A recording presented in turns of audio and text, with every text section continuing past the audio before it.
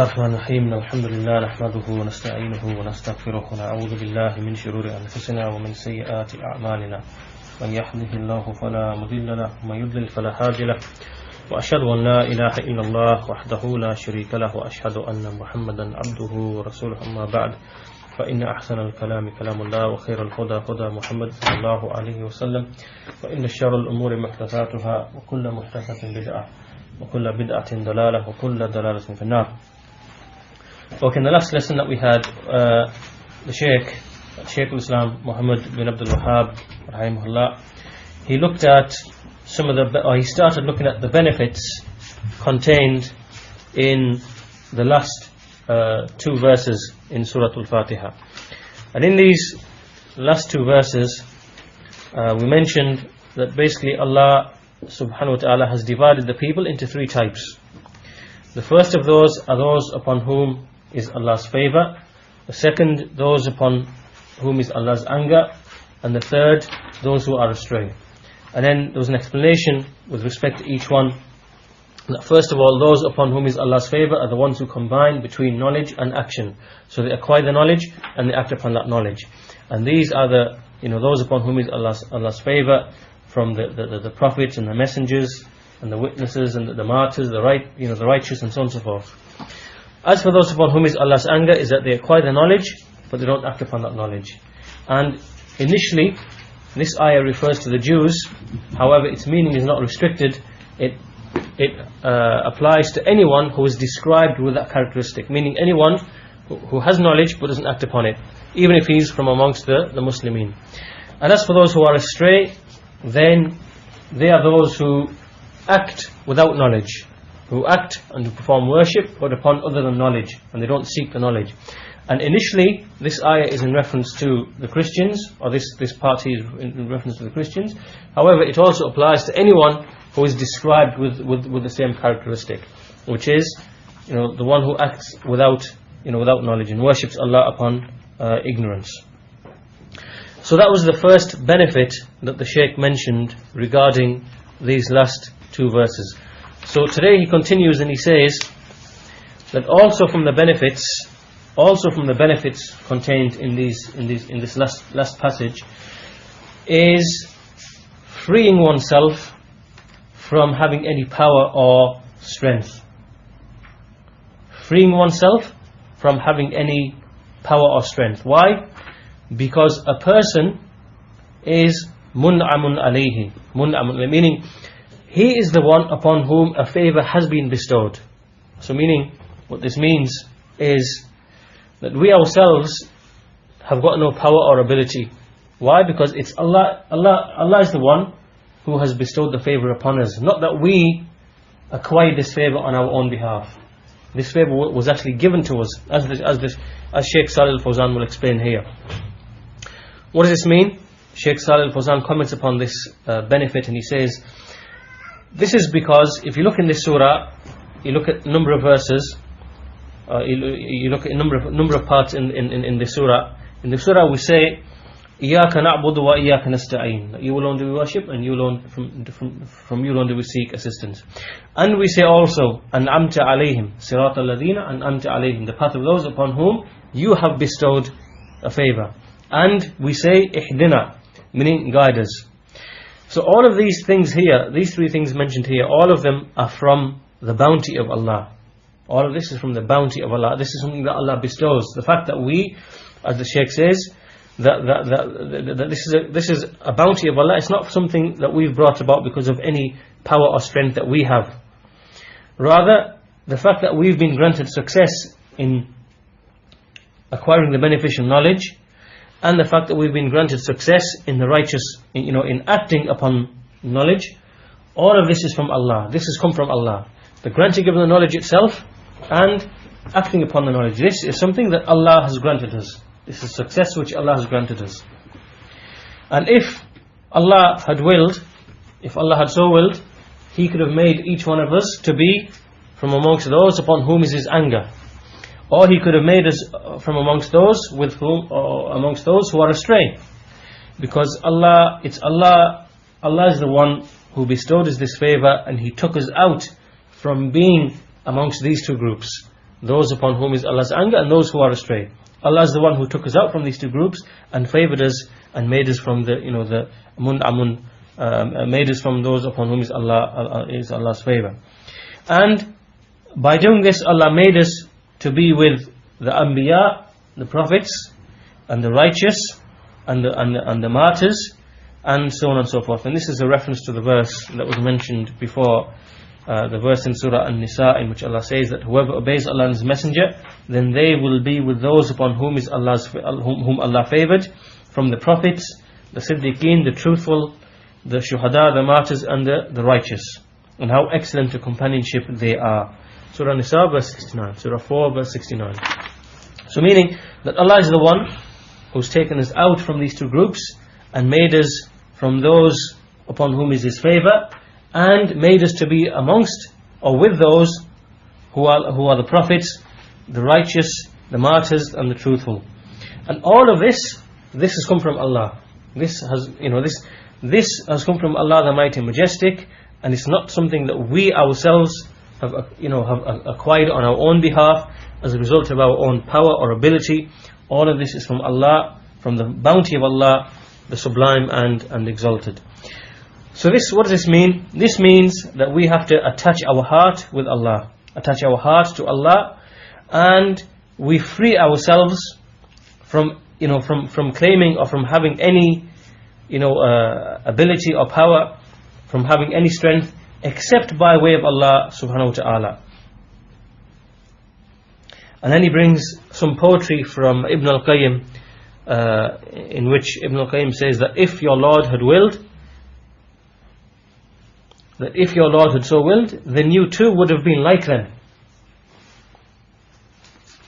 However, the heart is in between the fingers of Ar-Rahman.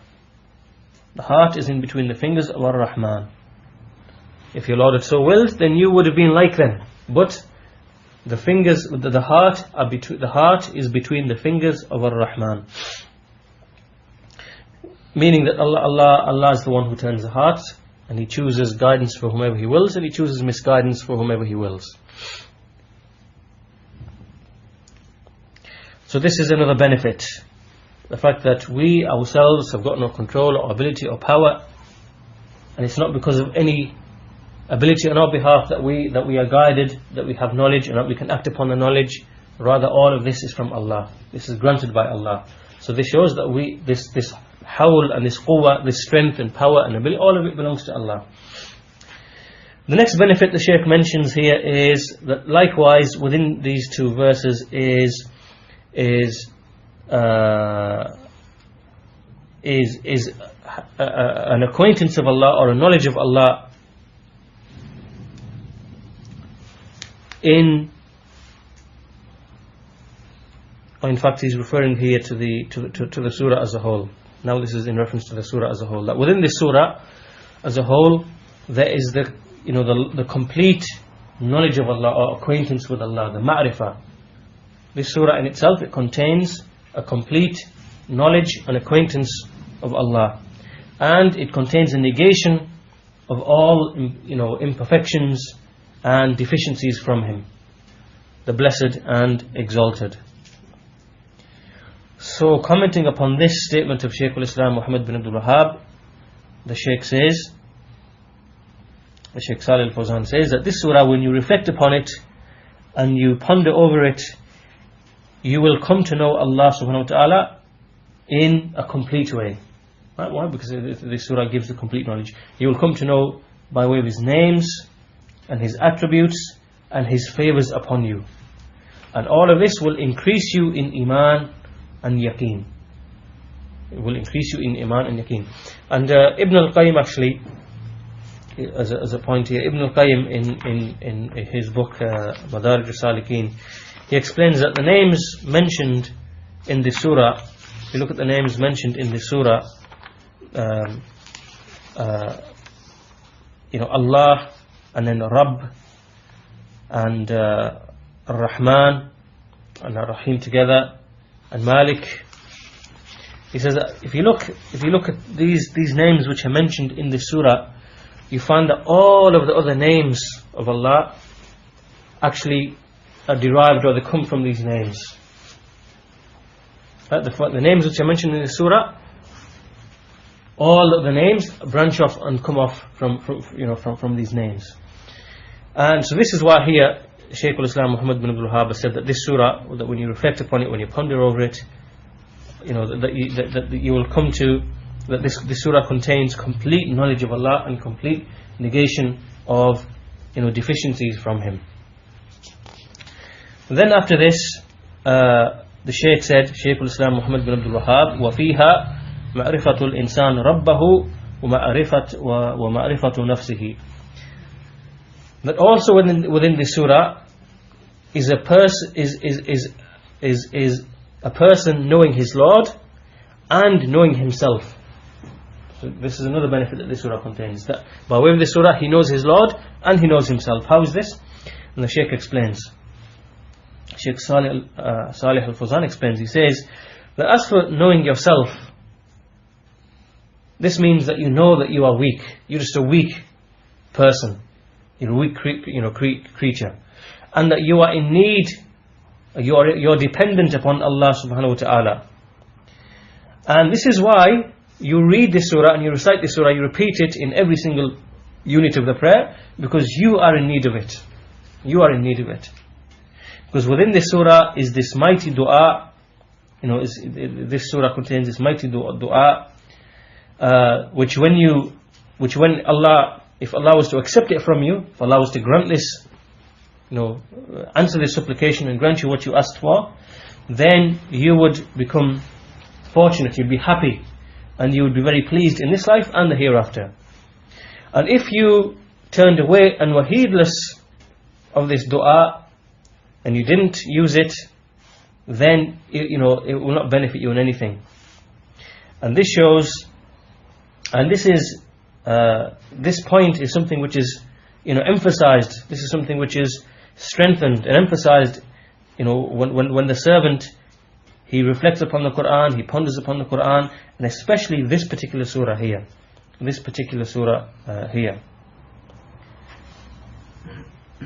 So then he brings a statement of Ibn al-Qayyim, or some poetry from Ibn al-Qayyim, that if you wish for guidance, if you desire guidance, then ponder over the Quran.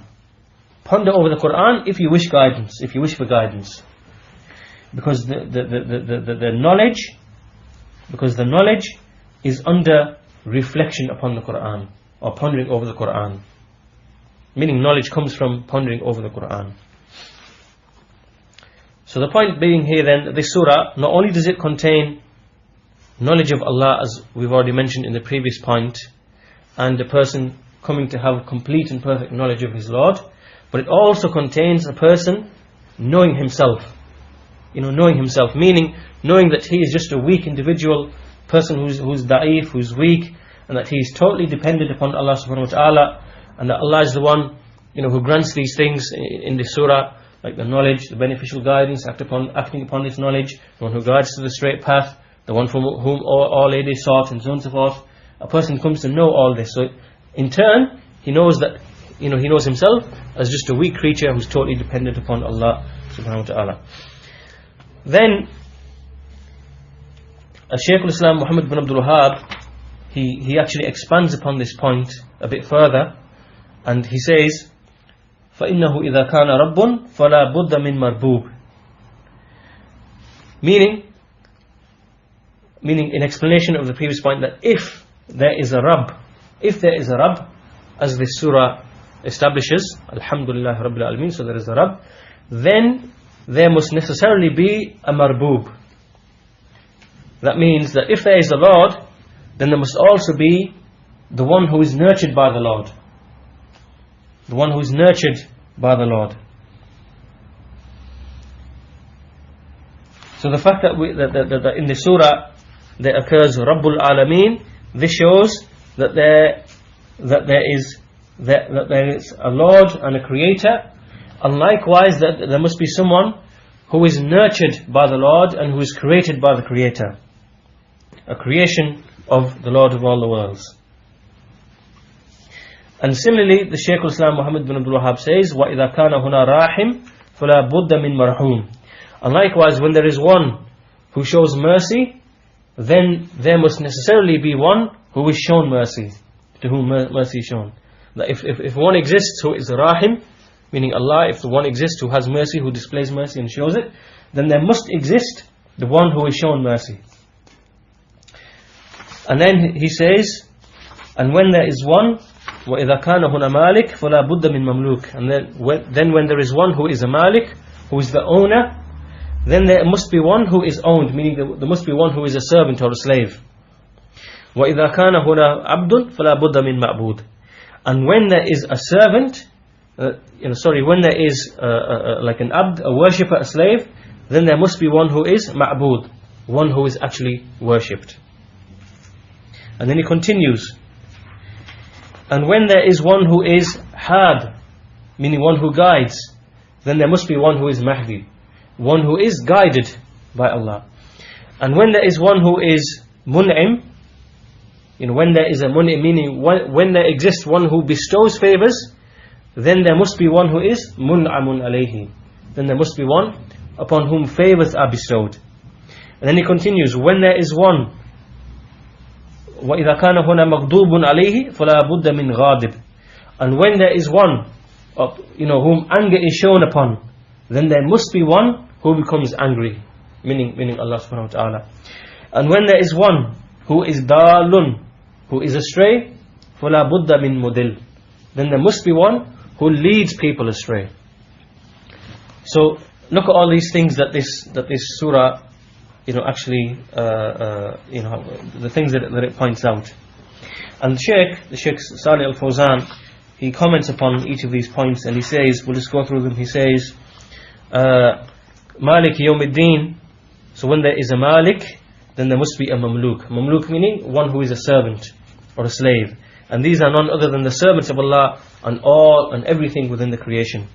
And likewise, when there is an abd, when there is a servant, a slave, then there must be one who is ma'bud, one who is worshipped, and this is Allah subhanahu wa ta'ala.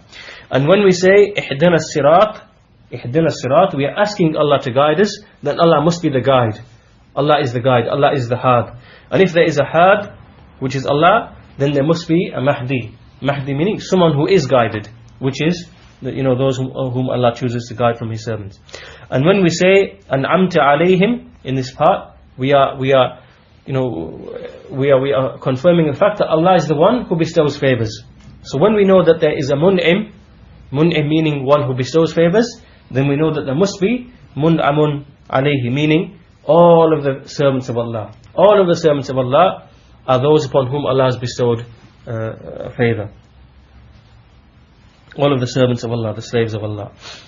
And when we say غَيْرِ الْمَغْضُوبِ عَلَيْهِمْ, then we affirm that there are those upon whom is Allah's anger, and they are the Yahud initially, and whoever followed in their way from those who acquired knowledge but they didn't act upon it. Then when we know that this is the case, then we know that there must be one who becomes angry, and that is Allah subhanahu wa ta'ala. And al-ghadab here, al-ghadab is one of His attributes, so therefore we affirm that He becomes angry. And He also, then there are another two words, وَيَسْخُطْ وَيَمْقُطْ, and these are like two more types of anger and hatred, that He also becomes angry and He hates and He dislikes. Then when we know that Allah has these qualities and He's described with these attributes, then this shows that we know that those upon whom is Allah's anger and those upon whom Allah hates and dislikes and becomes angry with, then they are the disobedient ones from His creation. They are the ones who oppose His commands, and they are the ones who are disobedient from His creation. So then after this, the Shaykh finishes this explanation, or he finishes this treatise by saying that within this surah, فَهَذِهِ السُّورَةِ تَضَمَّنَتْ الْأُلُوحِيَّةِ وَالرُّبُوبِيَّةِ, that this surah contains or comprises uluhiyya, meaning Allah's sole right to be worshipped alone, and ar-rububiyyah, that Allah is unique in His actions, the actions such as creating and providing and so on and so forth. And it contains a negation of all of the deficiencies from Allah the Mighty and Majestic. and it contains the knowledge of worship and its pillars. The knowledge of worship and its pillars. And Allah knows best. And Allah knows best. So commenting upon this, then the Shaykh says that just as we've mentioned previously, that this surah contains numerous the types of Tawheed, which are 3 in number, which are Tawheed al-Rububiyyah, because we say Alhamdulillahi Rabbil Alameen, mention of Rabb, and Uluhiyyah, because there is mention of Allah, and Iyyaka Na'bud, you alone do we worship. And it contains a mention of Al-Asma wa Sifat. So in the surah we have a mention of Allah, we have a mention of Ar-Rahman, Ar-Rahim, and Malik. So this is a mention of Allah's Tawheed, which is names and attributes. And it also contains a negation of deficiencies and shortcomings from Allah subhanahu wa ta'ala. So all of this is Tawheed, as we mentioned previously. And similarly, it contains the foundations or the pillars of worship, because the first 3 verses in the surah, they indicated Mahabba, Alhamdulillahi Rabbil Alameen, all praise is due to Allah, the Lord of the worlds. So Allah is praised. Why? Because of His favors. Ar-Rahman Ar-Rahim, the most merciful, the most, the one full of mercy, and the one who shows mercy to His servants. And this is an indication of hope, that we expect, put hope, hoping for Allah's mercy. And Al-Khawf, what? Because Allah said, Maliki Yawmiddin, so we fear the day of judgment. So each of these 3 verses, each indicate the pillars of ibadah, which are love, fear, and hope. And after this, the Shaykh finishes, he says, Wallahu A'lam, Allah knows best. And this is where we finish with the explanation of this, some benefits from Surah Al-Fatiha. After this, there are some questions that the Shaykh is asked, so we'll go through these questions. And the first question is, may Allah be benevolent to you, esteemed Shaykh. This questioner, he says that we hear and we read and we hear about the Murji'atul Fuqaha. The Murji'atul Fuqaha. So we hope for you to explain that. So meaning the questioner is saying that we hear about this group, we hear about this sect or this group who are known or who are referred to as the Murji'atul Fuqaha, meaning the jurists who are Murji'a, who have Irja. So the Shaykh says, the answer is that the Murji'atul Fuqaha, or another way they are known is the Murji'a amongst Ahlul Sunnah. They are the Hanafiya. They are the Hanafiya because their view is that Iman is speech with the tongue and belief with the heart, but as for action, they say it doesn't enter into the reality of Iman. Actions don't enter into the reality of Iman. However, they are a condition of Iman. They are a shart. They are a condition, or they are a perfection of Iman. So this is what they say. They say that Iman is speech of the tongue and belief in the heart, but actions don't enter into the reality of Iman, but rather they just complete a person's Iman. And so therefore the Shaykh says this is why they've been called Murji'a, because they have delayed or they have removed action from the meaning of Iman, or from the concept of Iman. They have negated, or they have taken out action from the concept of Iman. And this is why they've been labelled the Murji'atul Fuqaha, or the Murji'a of Ahlul Sunnah. And there's no doubt that this is an error, but what is important here is that they are the lightest, or if you like, the least deviant form of the Murji'a. They are the lightest in their deviation. They are the lightest from amongst the various types of the sects of the Murji'a. And then the Shaykh goes on to explain that the Murji'a are of 4 types. There are 4 types. The first type are the most evil and the most repugnant of them all, and they are the Jahmiyyah. And they say, their viewpoint is that Iman is just having knowledge in your heart. It's just the mere knowledge in your heart, even if you don't believe that. Even if you don't believe that. And this is the most evil type of irja. What does this mean? Just to explain, this would mean, for example, that an atheist, or, who in his heart he knows that there is a Lord, because sometimes these atheists are convinced that there is a Lord, they know that there is a Lord, but it's arrogance. It's arrogance that doesn't allow them to accept. Sometimes there are people like this, and so out of arrogance, they deny that there is a Lord. Like Fir'aun, for example. This belief of the Jahmiyyah here would mean that people like Fir'aun are believers, and the kuffar are believers. That anyone who just knows in his heart that there is a Lord, or that he knows in his heart, this would make them a believer. This would therefore make everybody a believer. And this here is the most evil form of irja. So here, they don't even make it a requirement that a person profess upon his tongue. They don't even make it a requirement that a person believes that which he knows in his heart. Sometimes a person can know something in his heart, but he can refuse to accept it. Like, for example, the Jews, they knew that the Prophet ﷺ was a messenger. They knew he was the messenger from Allah, and they knew it in the heart, but they refused to accept it. So that knowledge is in the hearts, but they don't make tasdeeq. They don't believe it and they don't accept it. So here, what the Jahmiyyah are saying, that a person might know Allah in his heart, but they might refuse to accept and acknowledge that there is a Lord. So this is an evil statement. The second group from the groups of the Murji'ah are those who say that Iman is just belief in the heart without statement upon the tongue.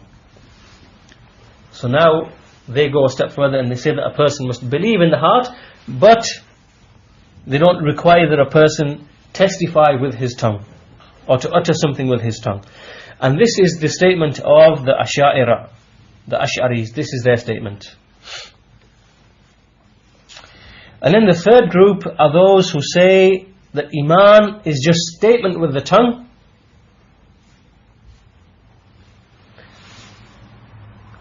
even if a person doesn't believe in his heart.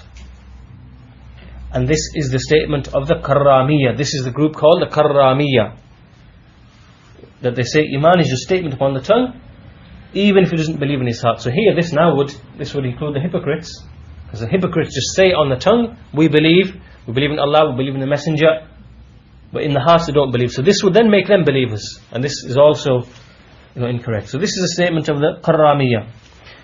And the fourth group, the ones that the Shaykh described, he says that they are the ones who say that Iman is belief in the heart and statement upon the tongue. And this is a statement of the Hanafiya, or the Murji'atul Fuqaha, as the Shaykh explained earlier.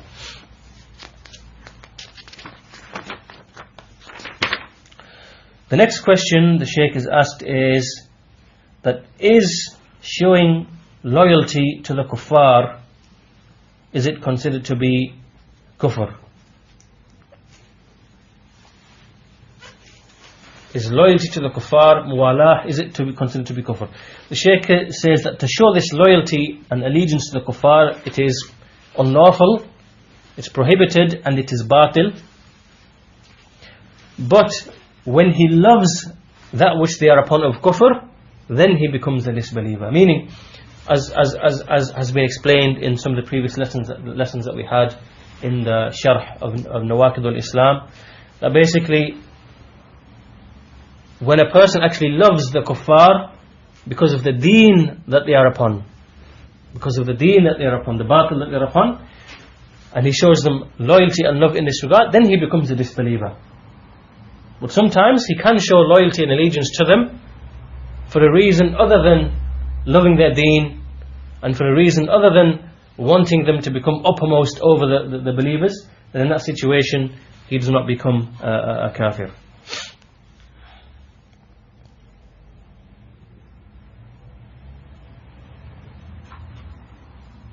Next question is regarding, the question says that may Allah reward you. A questioner says, that Shaykh al-Islam Muhammed Ibn Abdul Wahaab rahimahullah, the author, he said in Thalathatul Usul, he said in Thalathatul Usul, he said in there that it's obligatory upon every Muslim man and woman to learn these three affairs. And then, so the question is asking that these three affairs that Shaykh al-Islam Muhammad Ibn Abdul Wahaab mentions in Thalathatul Usul at the beginning, he says that, are these three affairs here, are they at the level of are they at the level where they are obligatory to learn in the affairs of Aqidah? Are they at the level where they are actually obligatory? Are they wajib, at the level of wajib in the affairs of Aqidah? The Shaykh answers very briefly and quickly and says that these affairs are from the most important of the affairs of Aqidah.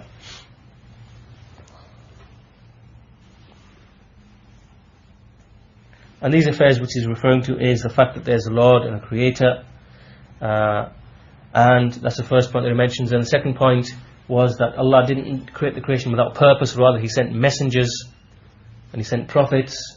That was the second point. And the third point was that Allah is not pleased that partners should be set up with Him. I think these are the three points. These are the 3 points at the beginning of Thalathatul Usul. You know, these are the 3 things that he mentions before discussing the 3 principles, which is the content of the book. So the 3 principles is knowing the Lord, knowing the Deen, and knowing the Prophet. But before mentioning this, Shaykh al-Islam Muhammad Ibn Abdul Wahaab mentions that there are 3 other things that is important for us to know, and these are the 3 points: that there is a Creator who created, the whole of creation, and that He didn't leave us without creation. He sent prophets and messengers, and then that He hates and dislikes that partner should be set up with Him. Next question is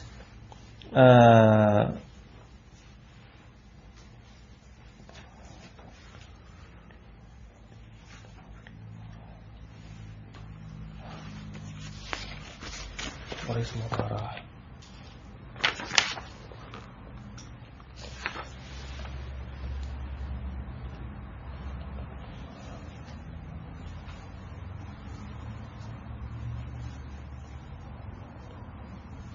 Okay, next question. The next question is that curing oneself with a ruqya, and other than that, is it from the type of curing in which contains a deficiency in a person's iman? Right, so when a person tries to cure themselves and they use, they go out and seek a ruqya, then is this considered to be a deficiency in a person's iman?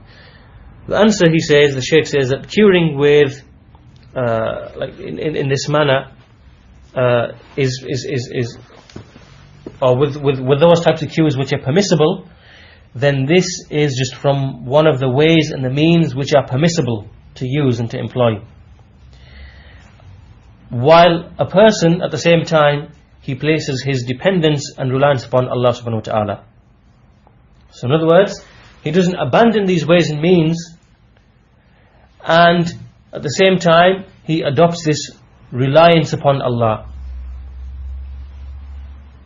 So basically what the Shaykh is saying, that he doesn't abandon the ways and means and then just say that he's just relying upon Allah, and at the same time he doesn't just say I'm just relying upon Allah and then he abandons the ways and means, or the other way around. He doesn't abandon the ways and means and then just say he's just relying upon Allah. So rather he must combine between the 2 things. So first of all, he must use the ways and means which are permissible, which are lawful, that Allah has Allah has allowed, and at the same time he places his reliance and tawakkul upon Allah. So in other words, the Shaykh is saying that he combines between these 2 things, and this is the way of the people of Iman, the people of faith, in that they combine between acting upon the ways and means which bring about the benefit, alongside placing reliance upon Allah subhanahu wa ta'ala. And curing is a sabab, is like a ways and means which is permissible.